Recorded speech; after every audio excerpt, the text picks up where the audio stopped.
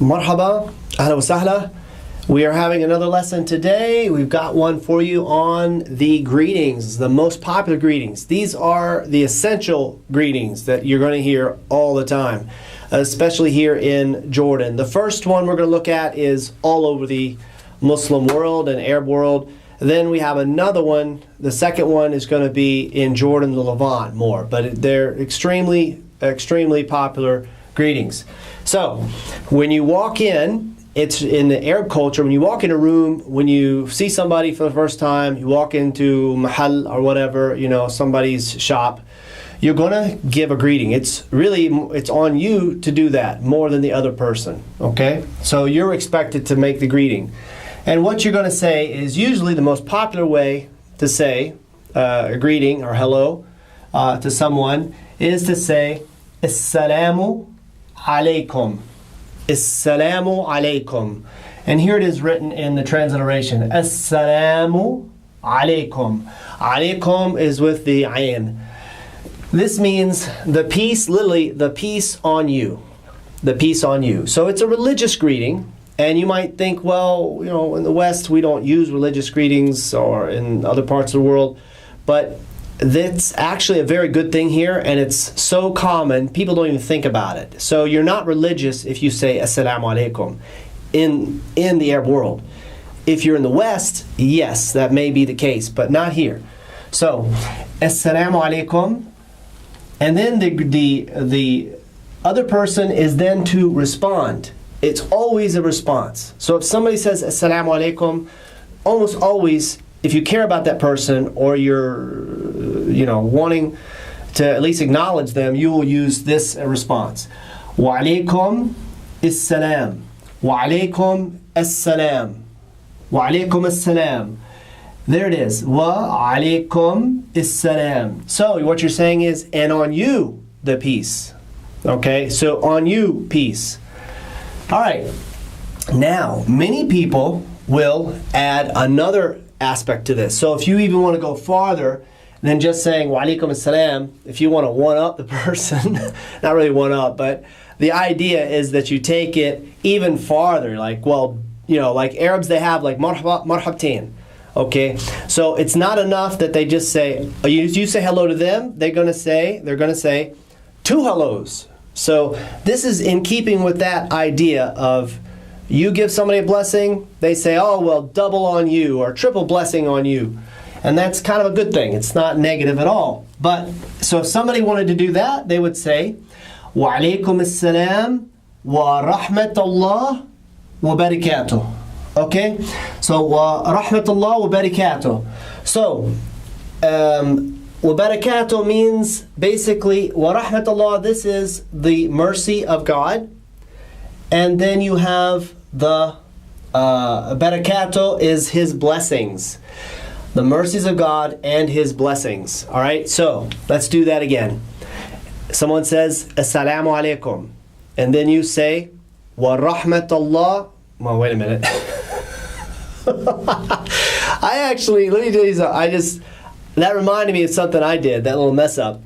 When I was first learning Arabic, a guy came into my house, this Sarji, like a plumber, and he said, Assalamu alaikum. And I said to him, I mixed it up, and I said, Wa rahmatullah wa barakatuh. Basically, he said, peace on you, and I said, and the mercy and blessings of God, which would be totally bad. Do not do that. So let's go it again. Assalamu alaikum, wa alaikum assalam, wa rahmatullah wa barakatuh. So normal speed will be like this. Assalamu alaikum. Wa alaikum assalam wa rahmatullah wa barakatuh. Like that speed. Alright, so that's that one. Now, I should tell you about, there's an ikhtisar people do. And that would mean that they go like this. They say, Issalam. Okay? So, somebody, like young men usually do this. Young men, 20s, maybe sometimes in 30s. If they know the person pretty well, they're friends, they might say when they come in, they may say, Issalam. Issalam. What does that mean? That's basically short for this. Okay? And somebody would return, if they say Issalam, they would say, wa alaykum as-salam. All right? You can't shorten and say wa alaykum. No. You have to say wa alaykum as-salam. But you can say this. بس دير بالك. Or دير بالكم. This one can be used by young men, but if you're using it with people who you don't know, it's not good. And because it's kind of disrespectful to the phrase, this is a religious phrase, see? So you have to be careful about playing around with religious phrases. It sounds like you have قلة احترام لله. So you don't want to do that. So this though can be used among friends. The next one, يعطيك العافية. يعطيك العافية. Here it is written in the transliteration. يعطيكم, or, well, we're going to go with one, not plural. يعطيك العافية. يعطيك العافية. So what does this mean? It's from the verb ata. This is from ata. Ata, form 4 verb, meaning he gave.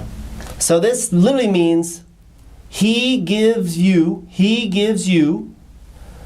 the, it's kind of like al-afi, it's kind of like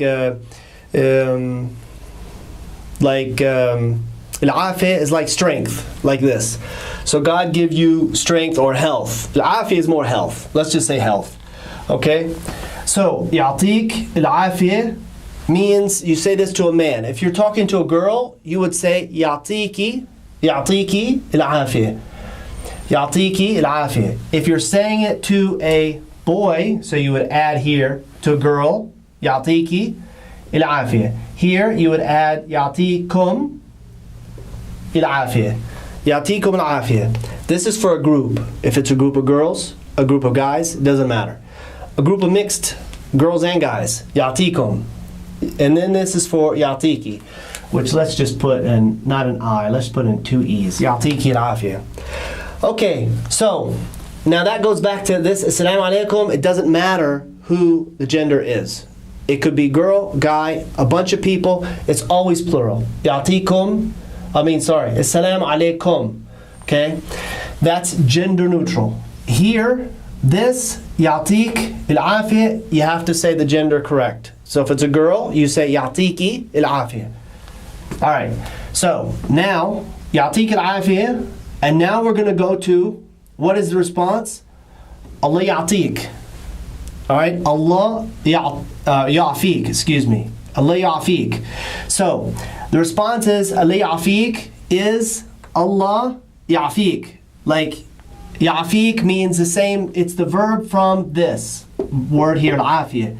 And it's, essentially you're saying the same thing. You know, may God give you strength and health and stuff like that. Alright? Now, if you say it for a girl, you're going to also add, of course, Allah ya'fiki. Allah ya'fiki. And then for a guy, for people, like plural, you're going to say li'afikum. Li'afikum. Alright. So, what do you need to know with this? Well, one thing about the response is you don't say Allah ya'afik so much. You have to say it, this goes into the ya, so it's Allah ya'afik. Allah ya'afik. So it's kind of like Allah ya'afik. Alright? This, when is it used? Basically, it's connected to labor. Alright? Juhud. Shughul. So if you come in the workplace, people are working, or you come into a mahal, you're going to have the guy, the employees, you can say يعطيكم العافية. If somebody finishes something for you, a job or work, you can say يعطيك العافية or يعطيكي or يعطيكم العافية. If you're in a taxi, it can also be used, this can be used to stop someone's work or let them know that you want them to finish or to stop the work or to stop what they're wherever they're at.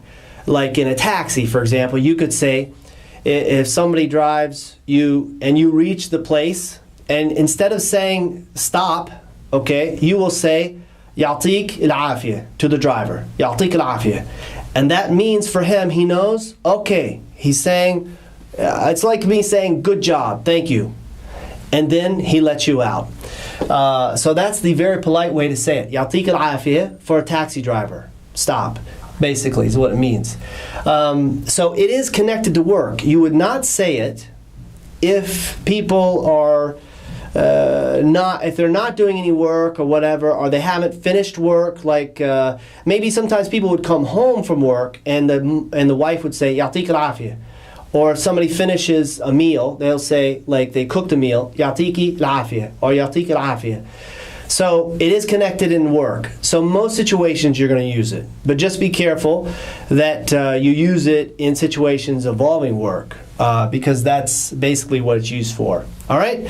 Thanks a lot. I hope you enjoyed the lesson. We'll see you next time. Bye-bye.